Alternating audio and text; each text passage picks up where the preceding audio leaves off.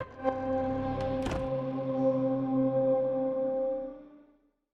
my name is Justin Stander of ASCII Soft, and I made the game Katana Zero. So what's this game all about? So Katana Zero is a neo-noir action platformer with a focus on tight, fast-paced acrobatic combat. Everybody dies in one hit, you and the enemies, so it's brutally difficult, but at the same time very forgiving because the levels are short, and you just snap right back into the action until you can beat each level in one go, and it feels super badass. Why did you call the game Katana Zero?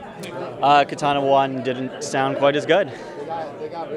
It's the very first one, so I wanted to make sure there was zero. So now you can call the sequel Katana 1. Yeah, I mean, it's an easy numeric system, you know. Talk about some of the inspirations for your game. Mostly Korean revenge thrillers, actually. So Old Boy was definitely a big one. The movie Drive, some Tarantino films. It's kind of strange because despite being a video game, it's pretty much like the amalgamation of all my favorite movies in one. Can you talk about the combat in your game? Because I kind of looked at it and it looked like a Strider Hiryu on crack. Yeah, I guess you could say that, and literally with the drug thing too, because it's partially like mindfucky drug mechanics and also like super hardcore stylized old school combat. I mean, you can slow down time, you can slash bullets back at people. It's sort of like souped up, hard to tell. I guess Strider-ish samurai gun on steroids. What was it like developing on the Nintendo Switch? Pretty straightforward, actually, because the game is made in GameMaker, and GameMaker ports natively to the Nintendo Switch. So I really just kind of had to tweak a few things. I've already been optimizing I've been making the game for the last 6 years. So the amount of optimization I've done is crazy. So I just kind of press export to Switch, and it's there. What's it been like working in GameMaker? Because that engine's starting to get on the board now. Yeah. So honestly, I've been using GameMaker since 2004, maybe, possibly even earlier. Since I was in like a kid, 13 years old, maybe.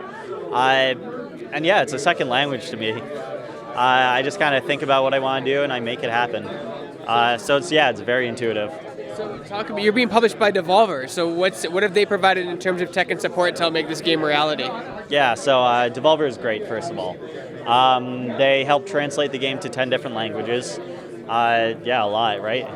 I barely speak any of them. So they did translations, a lot of QA testing, making sure everything's bug-free. And despite being an incredibly meticulous person that I am, they actually did find several bugs which I was able to fix, so that definitely impressed me. They've just been doing a lot of support, marketing, everything all together. How big is your team? So I'm a solo developer, but I'm working with, kind of additional people across the board, especially in pixel art and music, because I'm not an artist at all, but the game has phenomenal art, phenomenal animation, so they did a great job. So I guess it's me as the team, and then lots and lots of little collaborators for certain aspects of it.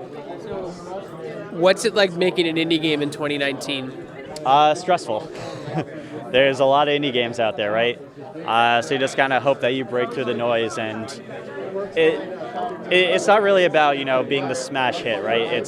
You just want people to play the game and kind of get where you're coming from and appreciate some, the artistry and the thing that you've been putting your heart and soul into for the last, for me, more than half a decade now. So also, when you're a smaller team of 3 people and some freelancers, you don't have to sell a gazillion copies to make some money. You can actually sell a lot less and still have a successful game. Yeah, definitely. I mean, I guess if Call of Duty has 100 more developers and it sells 100th of the copies, crossing my fingers, then it's the same.